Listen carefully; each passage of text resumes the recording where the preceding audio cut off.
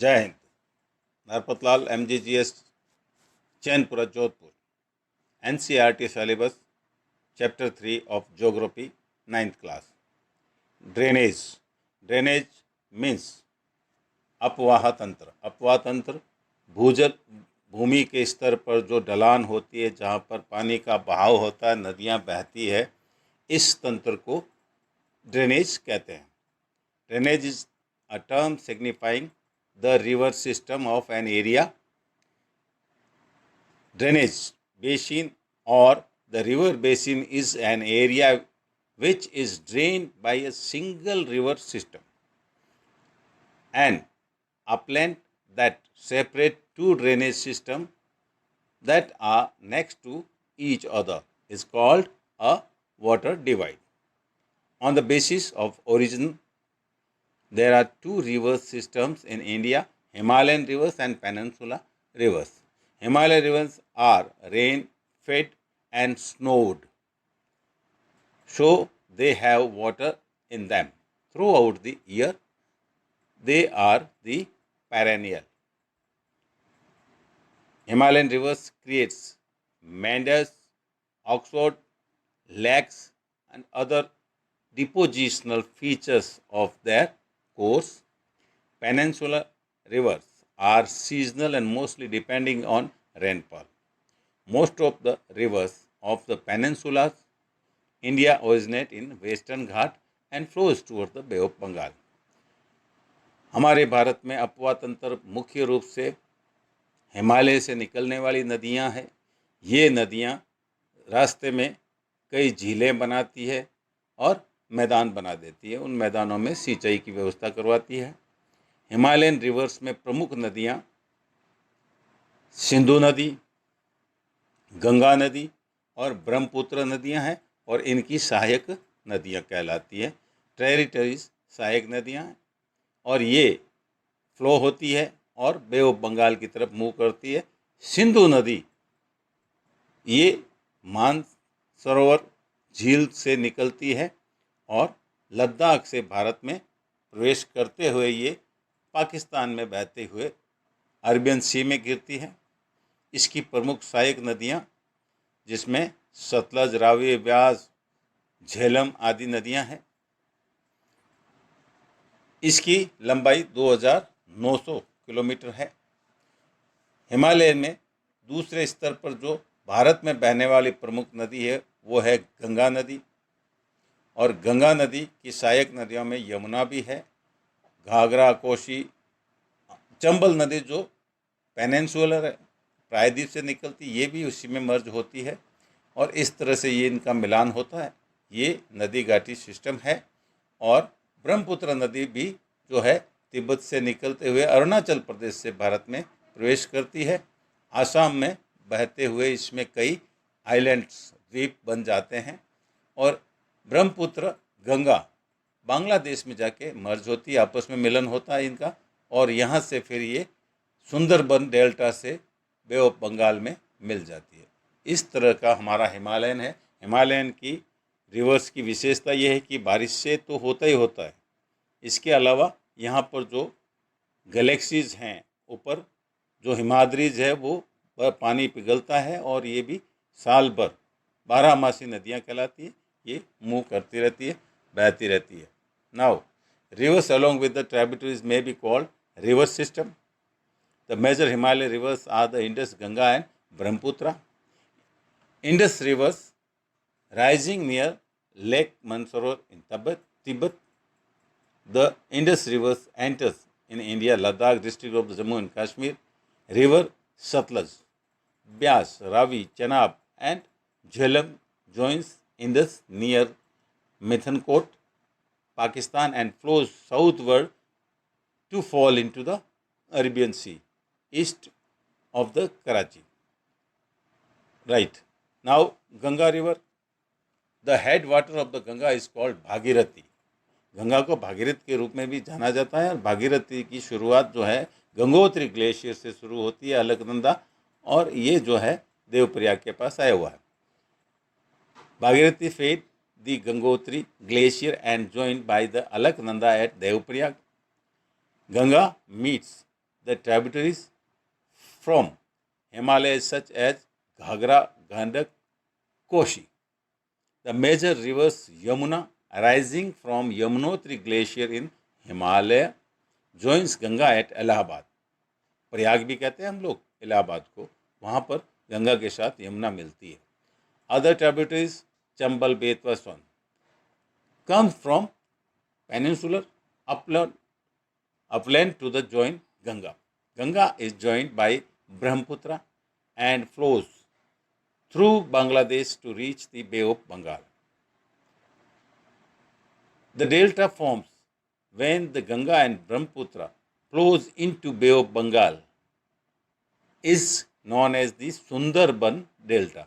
जहाँ नदी मर्ज होती जाकर मिलती है बंगाल की खाड़ी में, उस एरिया को सुंदरबन डेल्टा के नाम से जाना जाता है. The length of Ganga is over 2500 kilometre. Develop large meanders, एक बहुत बड़े मैदान का यहाँ पर निर्माण होता है. Brahmaputra rivers originating from Tibet very close to the sources of the Indus and Sutlej, Mansarovar के पास ही निकलती हैं ये. और Brahmaputra enters into the Arunachal Pradesh to flow. Assam join the many tributaries. और इसकी जो सहायक नदियां हैं उनमें प्रमुख रूप से दिबांग है, लोहित है और कैनुला है. Brahmaputra has braided channel in its entire length in Assam to form many riverine island. नदियों के बीच में नदी द्वीप समूह ब्रह्मपुत्र में आसाम में बहुत से बने हुए हैं. Unlike other North Indian rivers, Brahmaputra is marked by huge deposit of the silt on its basis, causing the river bed to rise. नदियाँ अपने साथ मिट्टी बहा के लाती है और उनका जमाव होता है, उससे द्वीप बन जाते हैं. ये ब्रह्मपुत्र नदी में असम में बहुत से द्वीप ऐसे हैं. द पेनिनसुलर रिवर्स, ये हमने हिमालय की रिवर्स की बात की थी. 3 प्रमुख नदियाँ हैं. और अब हम चलते हैं पेनिनसुला प्रायद्वीप की तरफ. वहाँ पर प्रमुख नदियाँ हैं और इन नदियों की विशेषताएं ये है कि ये ज़्यादा लंबाई तो नहीं है, लेकिन सीजनल ऋतु के अनुसार जब बारिश होती है तब ये नदियाँ ज़्यादा बहाव लेती है. प्रमुख नदियों में महानदी, गोदावरी, कृष्णा, कावेरी, ये नदियाँ हैं जो ईस्टवर्ड चलती है, बे ऑफ बंगाल में जाती है. शुरुआत इनकी होती है वो पश्चिमी घाट से होती है और ये पूर्वी दिशा में बहते हुए बंगाल की खाड़ी में जाती है. The Tapi and Narmada are only rivers which flows west to make estuaries and drain into the Arabian C.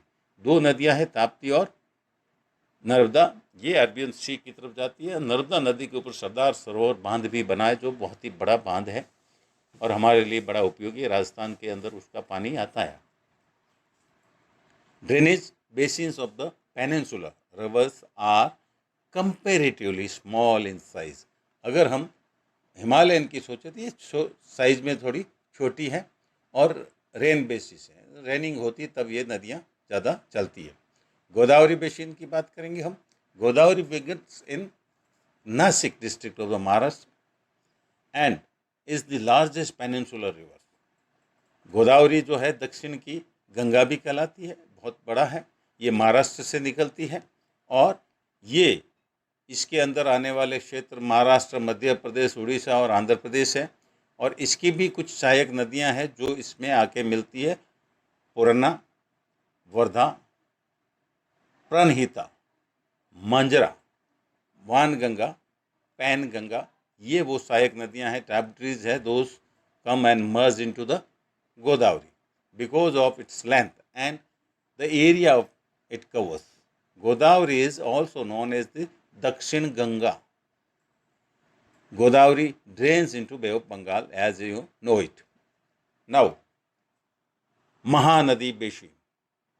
Mahanadi, a 860 kilometers long river, rises in Chhattisgarh to flow through Odisha to reach Bay of Bengal. Mahanadi river basin is shared by Maharashtra, Odisha, Jharkhand and Chhattisgarh. ये इसके अंदर हिस्सा है, यहाँ से बहती है, इनको इसका उपयोग मिलता है. Krishna Basin, the 1400 kilometer long Krishna River rises from spring near Mahabaleshwar to reach the Bay of Bengal. Mahabaleshwar के पास से ये नदी निकलती है और बे ऑफ बंगाल की तरफ मूव कर जाती है. Tributaries of this include Bhima, Musi, Ghataprabha, Koyna and Tungabhadra. ये तुंगभद्रा नदियां जो है ये जाके कृष्णा में मिलती है और इसके लिए प्रमुख रूप से महाराष्ट्र, कर्नाटक और आंध्र प्रदेश क्षेत्र में इसका नदी बेसिन आया हुआ है. Narmada basin now rising in Amarkantak hills. Narmada flows to create a gorge and marble rock of the Madhya Pradesh. Narmada flows towards the west and rift valley formed due to faulting. नदी की जो है ये अमरकंटक की पहाड़ियाँ से निकलती है, प्रायद्वीपीय नदी है और ये जो है एक गॉर्ज बनाती है बहुत बड़ी और फिर ये रॉक्स से निकलते हुए नर्मदा जो है वेस्ट में जाती है, वेस्ट कोस्ट से नीचे पहुंचती है और वहाँ पर एक वैली बना देती है. Tapi basin originating in Betul, Madhya Pradesh. Tapi flows through a basin that covers Madhya Pradesh, Gujarat and Maharashtra. The main west flowing rivers are Sabarmati, Mahi, Bharathapuzha and Periyar. ये कुछ नदियां हैं जो अरब सागर में जाके मिलती है जिसको हम वेस्ट फ्लोइंग भी कहते हैं. Kaveri basin now originating in Brahmagiri range of the western Ghat. Kaveri reaches the bay of Bengal at Kaveripattinam, sharing its basin with the Karnataka, Tamil Nadu and Kerala. Kaveri basin की शुरुआत भी वेस्टर्न घाट से, पश्चिमी घाट से होती है और ये बे ऑफ बंगाल में कावेरीपट्टनम में जाके मर्ज होती है. Now these were the rains. हमने जो है रेन बेसिन ज़्यादातर जो है बरसात पर निर्भर होने वाली नदियाँ प्रायद्वीपीय नदियाँ हैं. बारहमासी नदियाँ जिसे हम बोलते हैं ये हिमालय की नदियाँ हैं. इन नदियों का हमें बहुत से उपयोग होते हैं. अब नदियों के पास में मर्ज बनने वाली lakes, most lakes are permanent while other contain water only during the rainy season. ज़्यादातर नदियाँ जो बारहमासी नदियों की वजह से भरा रहता है, उसमें पानी रहता है. Now some lakes are result of the glacial action ice sheets. Some may have been formed by wind, river action and human activities. नदियों का बनाने का तरीका है ग्लेशियर अपनी जगह से आगे बढ़ता है, वहाँ पर आइस बर्फ़ की दीवार सी बन जाती है और उसमें आकर पानी इकट्ठा होता है और फिर वो आगे मूव करता है. इसी प्रकार से हवाओं से कई बार जो है हवाएं अपने साथ आती है, वहाँ पर जो है दीवार जैसी खड़ी हो जाती है, रोक हो जाती है और नदी के बीच में मिट्टी हो जाती है. रिवर एक्शन होता है उससे. और ह्यूमन एक्टिविटीज़, मनुष्य खुद ऐसे कार्य करते हैं जो माइनिंग वगैरह भी हो सकती है उससे, इस तरह से बन जाती है. Reverse meandering across the floodplain forms cut off that later develop into oxbow lakes. Glacial lakes are formed when glaciers dig out a basin which is later filled with the snow melt. Some lakes like Wooler Lake in Jammu and Kashmir result of the tectonic activities. जो पृथ्वी दो प्रमुख द्वीप में थी, महाद्वीपों में थी और वो आपस में टकराए थे जिससे हिमालय का निर्माण हुआ था. इस स्थिति में वूलर की एक नदी झील बन गई थी. भारत की जो है सबसे बड़ी झील है वो मीठे पानी की. Apart from the natural lake, damming of the rivers for generation of the hydel water has also led to the formation of the lake. और इसके अलावा नदियों के ऊपर हमने अपने डैम, बांध बनाए हैं. उनसे भी, बांध से हमें जो है कई आर्थिक फ़ायदे होते हैं और जल विद्युत उत्पन्न होती है. तो इस तरह से लेक्स बन जाती है और बनाई जाती है. Lakes help to regulate rivers water flow. पहला चीज़ पानी का जो है बहाव रोकना हमारा प्रमुख उद्देश्य होता है लेक्स में। देन प्रिवेंट फ्लडिंग, बाढ़ न आए इसके लिए वहाँ डैम बनते हैं और हम कंट्रोल करते हैं। Aid to develop hydel power, moderate climate, हमारे यहाँ पर जो है विद्युत निर्माण तो होता ही होता है और क्लाइमेट जलवायु में भी इसका असर होता है और हम लोग फ़ायदा उठाते हैं। जब बारिश कम होती है तो इस पानी का उपयोग किया जाता है। मेंटेन एक्वेटिक इकोसिस्टम, जल जीवों के लिए इकोसिस्टम परिस्थितिकी बनाते हैं।